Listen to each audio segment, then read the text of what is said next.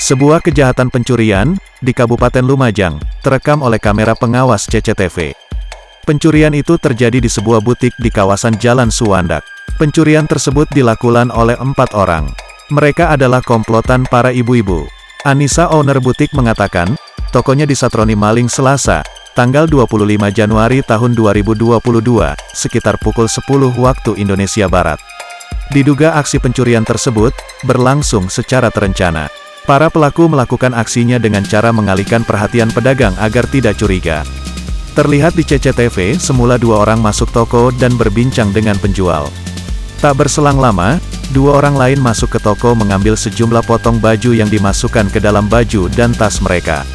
Keempat emak-emak ini saat beraksi juga terbilang cerdik, sebab mereka mengenakan masker sehingga tidak terlihat wajahnya. Ada 11 baju yang diambil sama mereka, kata Anissa. Akibat kejadian tersebut korban mengalami kerugian mencapai 3 juta rupiah.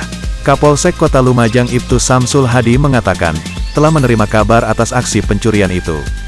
Pihaknya berencana akan melakukan olah TKP dan penyelidikan, meskipun pihak korban belum membuat laporan.